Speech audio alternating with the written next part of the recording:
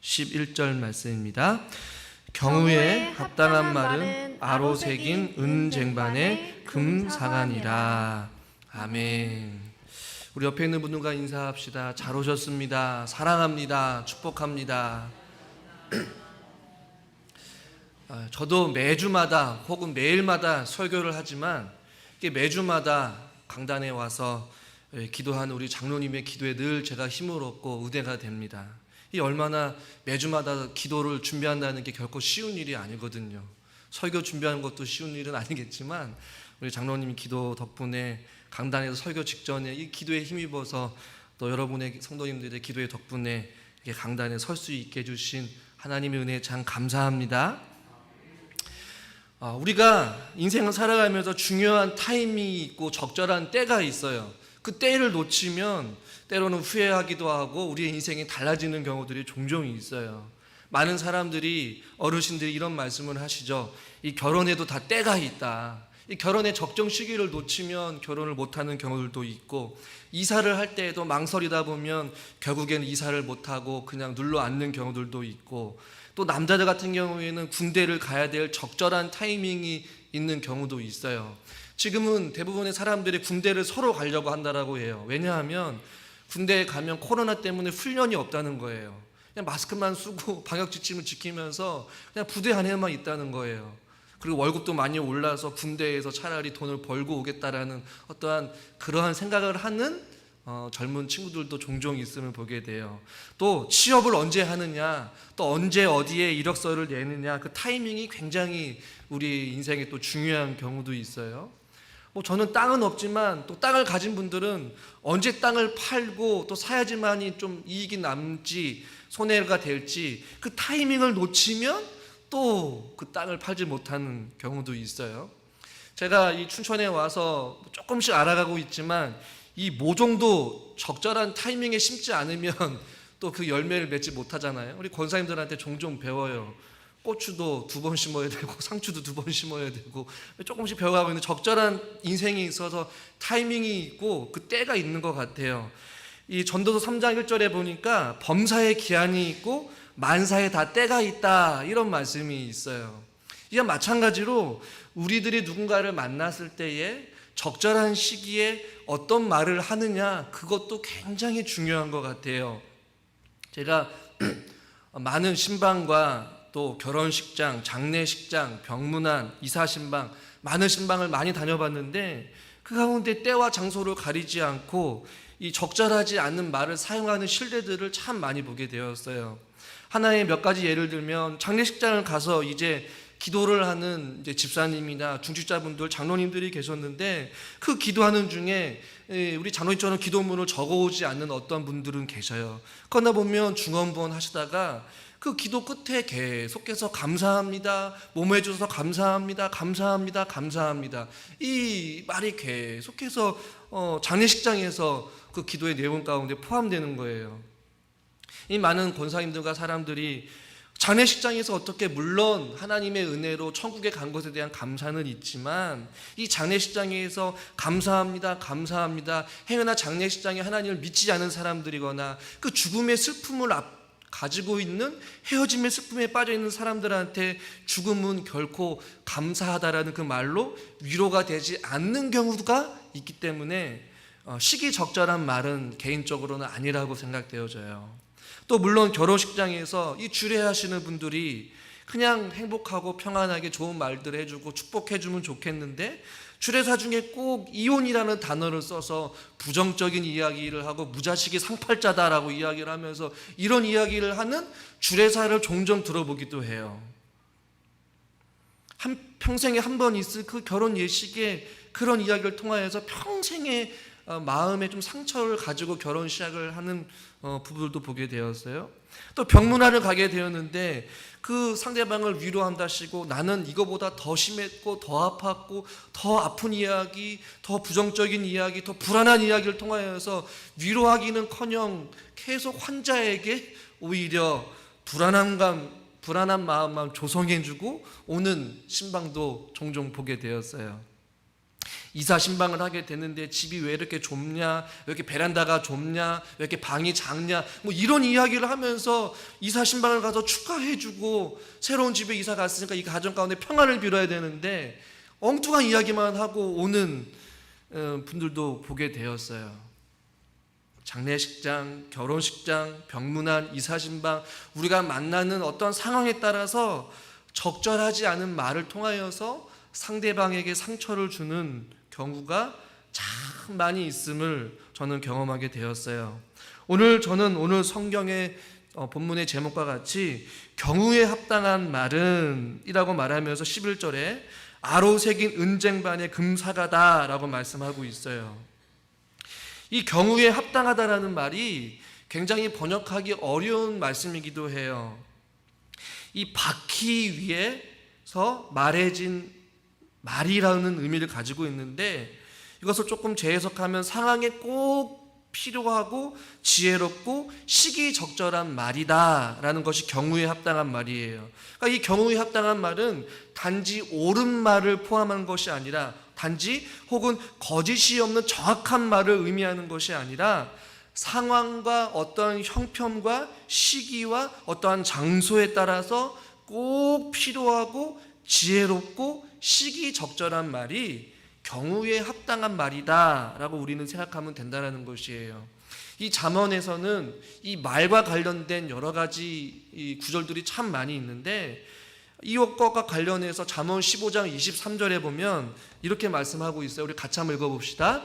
사람은 그 입의 대답으로 말미암아 기쁨을 얻나니 때에 맞는 말이 얼마나 아름다운고. 그 입의 말대로 기쁨을 얻을 수도 있고 반대로 슬픔을 얻을 수도 있는데 때에 맞는 말이 얼마나 아름답냐라는 것이에요. 위로가 필요한 자들에게는 위로의 말 한마디가 아름다운 것이고 어떠한 격려가 필요한 자들에게는 격려의 말이, 도전이 필요한 자들에게는 도전을 주는 말이 아름답듯이 오늘 잠언 15장 23절에서도 때에 맞는 말이 아름답다라는 이런 표현을 썼어요. 이게 경우에 합당한 말이라는 것이죠. 비슷하게 잠언 24장 26절에도 적당한 말로 대답함은 입맞춤과 같으니라. 할렐루야.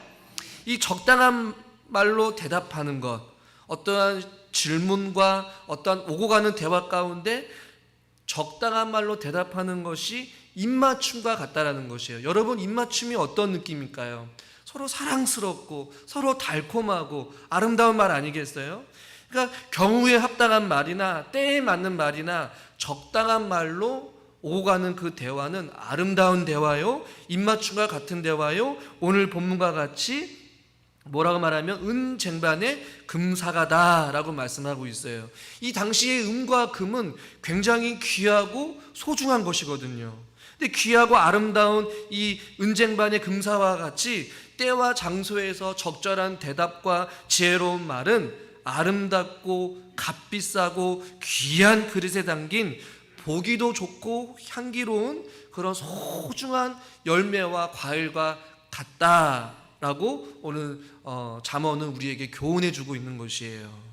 저와 여러분들이 인생의 수많은 사람들을 만나고 다양한 상황 속에서 오늘 본문의 말씀과 같이 경우에 합당한 말을 능수능란하게 사용할 수 있는 믿음의 사람들이 될 수 있기를 주님의 이름으로 간절히 축원합니다. 이 말씀을 준비하면서 그렇다면 과연 경우에 합당한 말이 무엇일까? 성경을 빗대어서 저는 오늘 이 시간에 크게 4가지를 잠깐 말씀드리려고 해요. 첫 번째는 이 경우에 합당한 말이 여러 상황 가운데 있지만 그 가운데 가장 경우에 합당한 말은 무엇일까?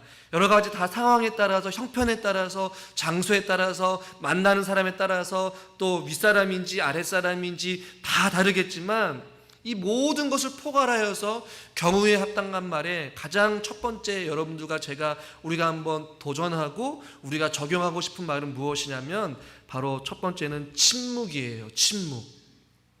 이 때로는 침묵이 최고의 말이 될 수도 있다라는 것이에요. 잠언 10장 19절에 이렇게 말씀하고 있어요. 같이 한번 읽겠습니다. 말이 많으면 허물을 면하기 어려우나 그 입술을 제어하는 자는 지혜가 있느니라. 이 말이 많다 보면 늘 언제나 실수를 하게 되는 법이에요. 허물을 면하기 어렵다라고 말하고 있어요. 여러분, 우리가 누군가를 만나든지 간에 말을 많이 하고 자주 하고 계속해서 말을 하다 보면 결국에는 실수를 하게 되어 있다라는 것이에요. 그래서 오늘 잠언 10장 19절에도 그 입술을 제어하는 자가 지혜가 있다라고 말하는 데는 여유기의 이유가 있다라는 것이에요.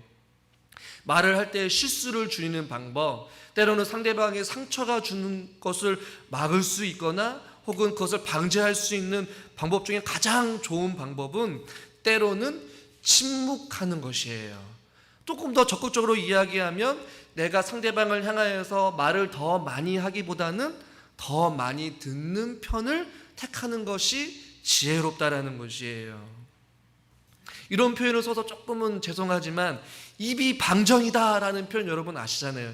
이 주둥아리가 방정이어서 이 내뱉는 말 가운데 무심코 내뱉는 말에 상대방의 아픔을 들춰내거나 상처를 도려내거나 아픈데 또 다른 상처를 더 줘서 이 입이 마치 방정인 것처럼 많은 말을 하다 보면 실수를 하게 되어 있다라는 것이에요.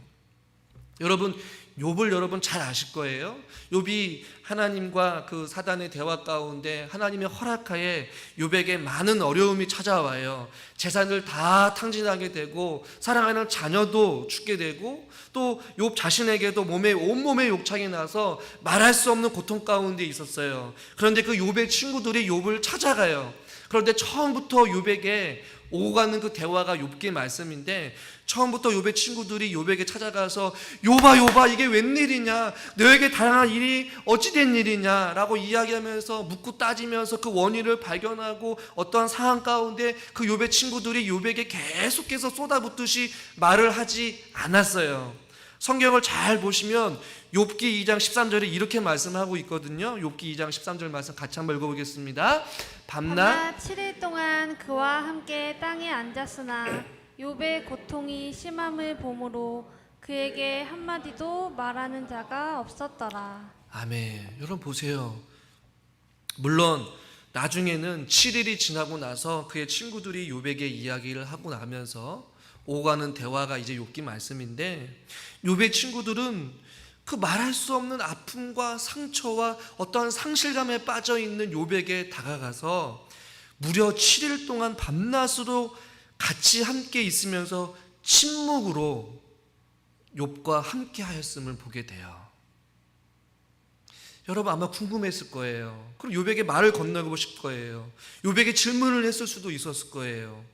욥아, 이게 어찌된 일이냐? 너에게 무슨 일이 있었느냐? 아프지는 않니? 자식들의 그 아픔의 상실과 재산을 탕진하고 말할 수 없는 목창으로 인하여 고통당하는 그 욥을 향하여서 하고 싶은 말이 너무나도 많이 있었겠지만 그의 친구들은 무려 7일이라는 시간 동안 밤낮을 옆에서 같이 함께 있으면서 아무 말도 하지 않았음을 보게 돼요. 여러분, 이것이 어떻게 보면 진정한 믿음의 친구 아니겠습니까? 우리의 모습들을 보면 옆에 있는 이웃이 또 옆에 있는 어떤 누군가가 이런저런 일들로 아픔과 상처와 어떤 어려움 가운데 있으면 그것들을 가지고 오히려 상대방에게 알리려고 하는 우리의 입술이 이 방정이 되어서 계속해서 오고 가는 대화 가운데 눈덩이처럼 커지는 소문을 이루게 되는 그러한 입술로 우리가 사용되지, 침묵으로 다가가서 그 아픔을 겪고 있고 환난을 겪고 있고 상처를 받고 있는 그 사람에게 가서 묵묵히 그 자리를 같이 함께 있어주는 그러한 믿음의 친구들이 우리 가운데 있기를 저는 주님의 이름으로 간절히 소망합니다. 어떤 이런 이야기가 있었는데 나면서 말을 못한 이 농아 딸 이야기예요. 근데 이 딸 아이가 늘 언제나 자기 자신을 보고 걱정하고 있는 엄마를 향하여서 이런 이야기를 했는데 그 이야기가 저에게는 참 도전이 되었어요. 엄마, 걱정하지 마세요. 저는 비록 말을 못하고 듣지도 못하는 농아로 태어났지만 저는 너무나도 행복합니다. 그러니 어머니 눈물을 그만 흘리시고 걱정하지 마세요. 근심하지 마세요. 라고 이야기를 하면서 이 나면서 말을 못한 이 딸 아이가 엄마를 위로하면서 수화로 엄마한테 이야기를 하는데, 그 이야기가 어떤 이야기였느냐? 엄마, 저한테 미안해하지 마세요. 저는 농아로 태어나서 너무나도 좋아요. 왜냐하면 이 말을 못하니까 남한테 상처 줄 일이 없어서 너무나도 좋고, 듣지를 못하니까 누구한테 나쁜 말 듣고 상처받을 일이 없어서 좋고, 그래서 전 농아로 태어난 것이 너무 감사하고 행복해요.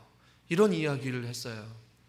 여러분, 말을 하지 못하고 듣지도 못하는 그 농아의 그 딸 아이가 엄마를 위로하면서 한 말이 이런 이야기예요. 말을 못하니까 남에게 상처를 주지 않아서 좋고, 듣지를 못하니까 남에게 상처받을 일이 없다 라는 이 말이 우리에게 경각심으로, 때로는 도전으로, 때로는 우리에게 깊은 울림으로 찾아오기를 저는 주님의 이름으로 간절히 소망합니다. 여러분, 우리가 누군가를 만났을 때 말하고 싶을 때 있잖아요. 누군가의 남의 이야기를 하고 싶을 때 있잖아요. 그럴 때마다 때로는 침묵이, 때로는 경우에 합당한 말로, 최고의 말로, 그 침묵의 말이 누군가에게는 엄청난 위로가 될 수도 있고, 말할 수 없는 격려가 될 수도 있고, 말할 수 없는 힘과 용기를 줄 수 있다는 그 사실을 잊지 마시고, 때로는 우리가 침묵으로써 경우에 합당한 어떠한 삶을 믿음으로써 살아갈 수 있는 저와 여러분이 될 수 있기를 주님의 이름으로 축원합니다. 두 번째는 경우에 합당한 말은 지혜가 담긴 말인 것이에요. 한번 따라해 봅시다. 지혜가 담긴 말. 네. 성경을 통하여서 지혜가 담긴 말이 왜 우리에게 경우에 합당한 말이냐라면, 예수님의 삶을 통하여서 우리는 좀 알 수가 있어요. 왜냐하면 예수님은 여러 가지 많은 상황 속에서 짧은 말이지만 아주 깊은 울림과 어떤 깊은 뜻을 가지고 많은 사람들에게 도전을 주고 은혜를 끼쳤음을 보게 돼요. 요한복음 8장에 보면 이 가늠한 여인이 있었는데, 많은 사람들이 이 가늠한 여인을 예수님께서 어떻게 처리하실지를 궁금하고 시험하려고 데리고 왔어요.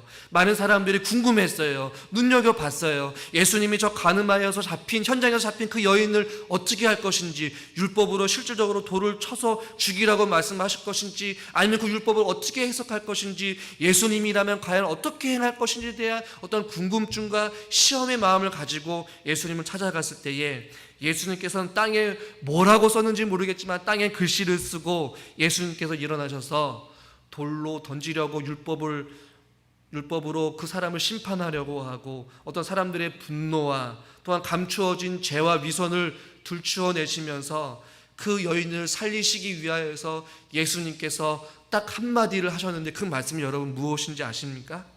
요한복음 8장 7절 말씀을 한번 읽어보겠습니다.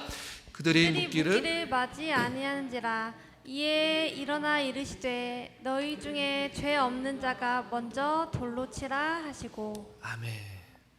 너희 중에 죄 없는 자가 돌로 치라라고 말씀하신 거예요. 이 율법으로 따지면 이 현장에 잡힌 이 여자는 돌로 쳐 죽여도 무방한 그 여인이었지만, 예수님께서는 이 상황에서 지혜로운 말을 하셨다는 것이에요. 어떤 사람의 분노를 가라앉히기도 했고, 또 그 사이에 있는 감추어진 죄와 위선을 들추어내기도 하셨고, 또 가늠하다 잡힌 그 여인을 살리시기 위하여서 이 한마디의 말씀을 통하여서 그 자리를 둘러싸고 있고 정죄하고 판단하고 돌을 들고 던지려고 준비하였던 그 많은 사람들이 하나 둘씩 이 말을 듣고 사라지게 되었고, 예수님과 이 여인 한 사람만 남아 있었어요. 예수님께서는 나도 너를 정죄하지 아니한다 라고 말하고 그 여인을 보내는 장면이 나오잖아요. 굉장히 지혜가 담긴 말이에요. 너희 중에 죄 없는 자가 먼저 돌로 치라. 이 얼마나 지혜로운 말씀이겠어요. 우리 같으면 여러분 어떨까요? 당장이라도 돌을 들고 던져 죽이거나 판단하거나 정죄하거나, 또한 그 사람을 향하여서 비방하거나 욕했을지 모르겠어요. 예수님께서 길을 지나가다 바리새인들이 이 예수님을 올무에 걸려서 예수님을 넘어뜨리려고, 예수의 말에 올무에 걸리게 하려고 또 다른 시험을 한 적이 있었어요. 동전을 가지고 와서 예수님 가이사에게 세금을 바치는 것이 옳습니까? 옳지 않습니까? 이런 어려운 질문을 해요. 예수님은 옳다라고 하거나 옳지 않다라고 얘기해도 둘 다 대답을 했을 경우에는 굉장히 어려움에 처해 있는 상황 가운데 있었단 말이에요. 근데 예수님께서 뭐라고 말씀하십니까? 마태복음 22장 21절 말씀 한번 읽겠습니다. 이르되 가이사의 것이니이다. 이에 이르시되 그런즉 가이사의 것은 가이사에게, 하나님의 것은 하나님께 바치라 하시니. 아멘. 이 빠져나올 수 없는 이 어려운 질문 가운데 예수님께서는 지혜롭게, 지혜가 담긴 말 한마디를 통하여서 그 위기를 이겨내시고 또 지혜롭게 그들에게 많은 깊은 울림과 깨달음의 말을 허락해 주셨어요. 여러분, 이것은 선천적으로 언어의 말이 능통해서 말하는 것이 아니에요. 달별가로서 말하는 것이 아니에요. 하나님의 지혜로 말을 하고 있다라는 것이에요. 잠언 15장 28절에 이렇게 말씀하고 있습니다. 같이 한번 읽겠습니다. 의인의 마음은 대답할 말을 깊이 생각하여도 악인의 입은 악을 쏟느니라. 아멘. 얼마든지 감정적으로 대할 수 있어요. 얼마든지 예수님께서 하고 싶은 말을 쏟아부을 수 있어요.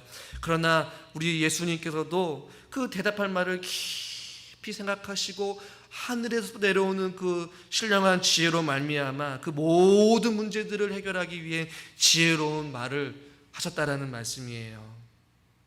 지혜가 담긴 말은 여러분, 말하기 전에 주님 앞에 깊이 생각하고 말 한마디 하기 전에 하나님 앞에 지혜와 명철을 구하고 생각하고 한 번 더 생각하고 말하는 것이에요.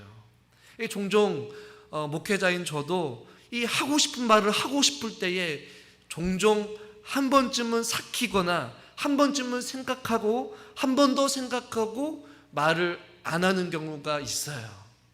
물론 상대방을 향하여서 이것은 아닙니다, 잘못됐습니다, 고치셔야 합니다 라고 얼마든지 말할 수 있는 그 자리와 상황에도 불구하고 혹시라도 상대방이 상처가 되고 시험에 들까봐 적절한 때와 시기를 보면서 말하기 전에 깊이 생각하고 한 번 더 삼키고 때로는 지혜롭게 말하기 위하여서 부더니도 애쓰지만 참 쉽지는 않은 것 같아요. 여러분, 하나님 앞에 저와 여러분들이 기도하면서 나아갔으면 좋겠어요. 하나님, 우리가 누군가한테 말을 할 때에 참 말하기 난처할 때도 있고, 때로는 우리의 감정이 상한 어떤 질문이나 어떤 우리가 마음에 욱하거나 지금 이 당장이라도 악인의 입이 악을 쏟아내듯이 그 상대방을 향하여서 우리가 하고 싶은 말을 다 쏟아내고 싶지만, 하나님, 우리가 한 번 더 생각하고 하나님께 주신 그 지혜로 말미암아 그 모든 일들을 지혜롭게 말할 수 있는 하나님 입술을 허락해 주시옵소서. 여러분, 한 번 내뱉은 말은 주워 담을 수 없잖아요. 그러니까 경우에 합당한 말은 하늘로부터 내려오는 그 지혜가 담긴 말을 하는 것이 경우에 합당한 말인 줄 믿으시길 바랍니다. 할렐루야. 세 번째는 여러분 잘 아시다시피 사랑을 담은 말이에요. 한번 따라합시다. 사랑을 담은 말. 다시 한 번 더 우리 예수님의 삶을 통하여서 저는 한번 살펴보기를 원하는데요. 예수님의 말씀은 때로는 굉장히 엄격하시기도 하고 때로는 날카롭기도 하고 때로는 굉장히 무서운 말씀을 하시기도 하지만 대부분이 예수님께서 가난하고 소외되고 병든 자들을 만났을 때 늘 언제나 부드럽고 사랑을 담은 말씀을 하셨어요. 누가복음 8장에 보면 혈루증 걸렸던 여인이 있었어요. 많은 사람들이 이 당시에 혈루증에 걸렸던 이 혈루증은 이 당시에 저주를 받은 병이에요. 가족에게 때로는 버림을 받기도 하고 마을에서 추방을 당해서 격리돼서 살아가야 될 병이 바로 혈루증이거든요. 멀리 격리되고 사람들이 함께 오지도 아니하고 사람들이 저주받은 병이라고 손가락질하고 심지어 가장 가까운 이웃과 가족들까지도 버림을 받게 되는 이 병이 바로 혈루증인데, 그 혈루증을 걸렸던 그 여인을 향하여서 아무도 손 내밀지 아니하고 말을 걸어주지 아니하고 떨어져 살고 있던 그 저주받은 그 여인을 향하여서 예수님께서는 뭐라고 말씀하시느냐. 누가복음 8장 48절 같이 한번 읽어보겠습니다. 예수께서 이르시되 딸아 내 믿음이 너를 구원하였으니 평안히 가라 하시더라. 아멘. 저는 이 여인을 부르는 예수님의 음성이 너무나도 부드러웠을 것 같아요.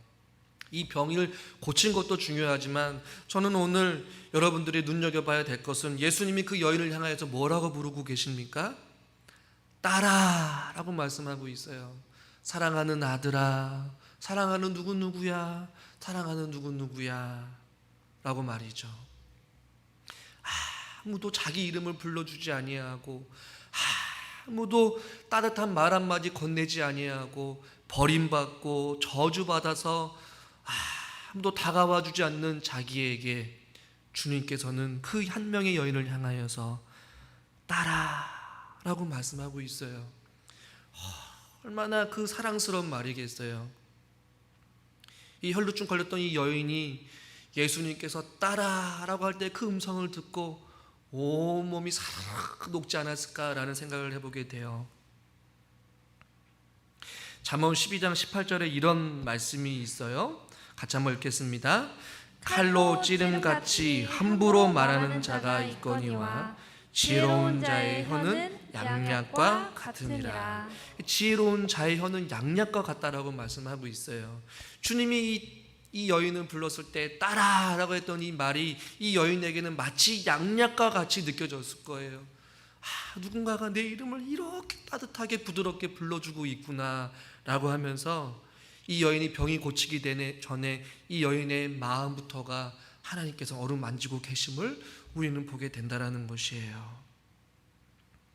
저와 여러분 내뱉는 말을 통하여서 때로는 날카로워서 사람을 찌를 수 있는 말, 어떤 말은 양약과 같이 사람을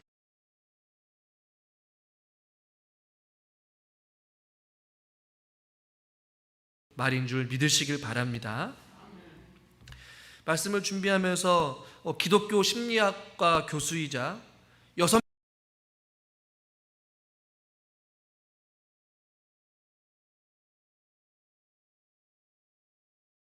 두면서 연구하고 많은 어떤 통계를 통하여서 다 큰 성인 자녀가 부모에게 가장 듣고 싶은 말이 무엇일까라는 그 내용을 썼는데 7가지가 있었어요.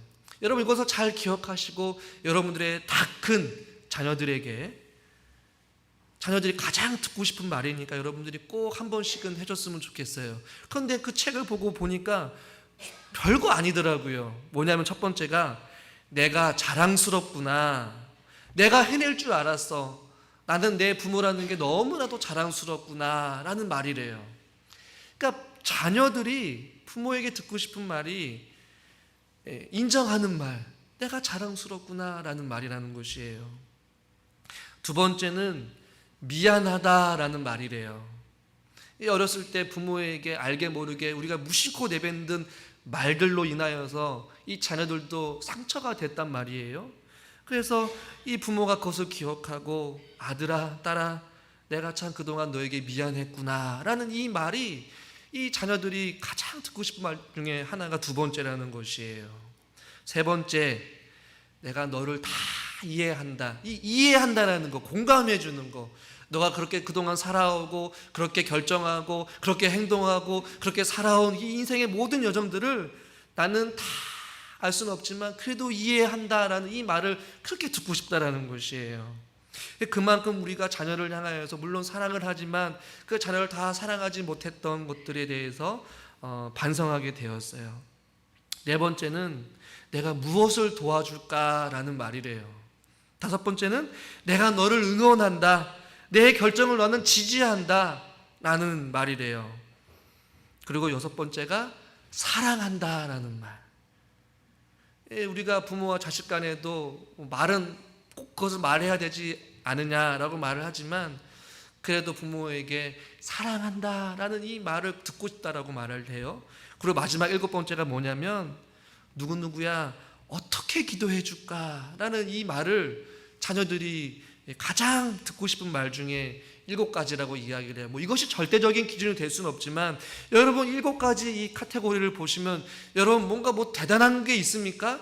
아니에요. 우리 일상에서 자주 사용하는 용어인데 부모가 자녀에게 혹은 성도가 성도들끼리도 좀 낯간지럽거나 혹은 그걸 말을 해야 되지 않고 속으로 삭히고 표현하지 않는 말들 아니겠어요?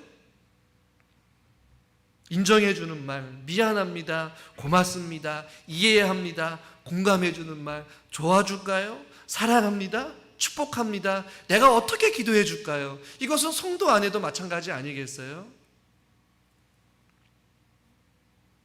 같은 말 다른 느낌이 있잖아요.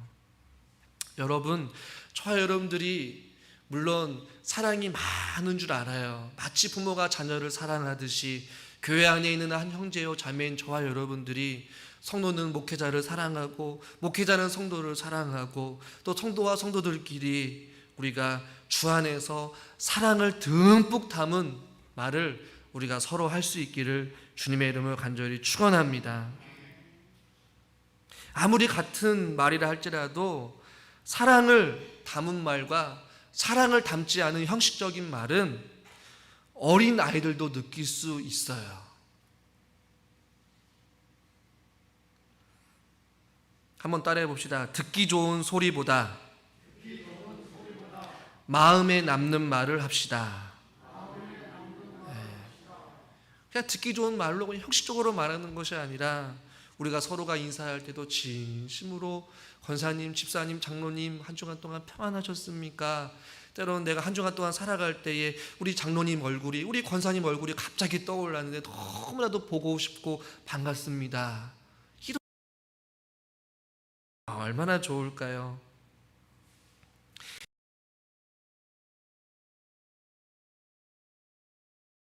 웃음을 울리는 말을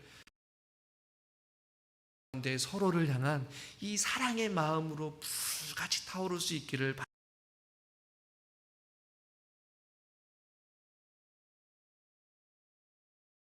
사람들에게 사랑을 담은 말, 따뜻한 말을 우리가 서로에게 담아줄 수 있는 믿음의 권속들이 될 수 있기를 주님의 이름으로 축원합니다. 마지막 4번째는 진리를 담은 말이에요. 이 베드로전서 4장 11절에 보니까 이런 말씀이 있어요. 만일 누가 말하려면 하나님의 말씀을 하는 것과 같이 하고라고 말씀하고 있어요. 우리가 말을 할 때에 누가 말을 하려면 인간의 생각으로 사람의 말로 하는 것이 아니라 마치 하나님의 말씀을 하는 것과 같이. 할렐루야. 뭐예요? 우리 입술을 통하여서 진리의 말씀이 포함되어 있는 말을 하라는 것이에요. 왜요? 하나님의 말씀은 살아있고 운동력이 있기 때문에 그래요. 왜요? 하나님의 말씀은 모든 성경은 하나님의 감동으로 된 것으로 교훈과 책망과 바르게 함과 의로 교육하기에 유익하기 때문에 그래요. 할렐루야. 우리의 입술을 통하여서 세상의 말들로 가득 찬 것이 아니라 때로는 적절하게 경우에 합당하게 하나님의 말씀이 능수능란하게 우리의 입술을 통하여서 말씀을 통해서 상대방을 격려하고 도전을 주고 위로를 주고 상처를 치유하는 그런 말을 하기 위해서는 세상에 가득 찬 어떤 달콤한 말로 가능한 것이 아니라 살아있고 운동력이 있는 교훈과 책망과 의로 교육함과 바르게 하게 유익하는 이 하나님의 말씀으로 우리가 상대방에게 진리를 담은 말을 할 때에 사람을 살릴 수도 있고 사람을 치유할 수도 있고 할렐루야. 누군가를 위로할 수도 있고 누군가에게 소망의 말을 할 수 있다라는 것이에요.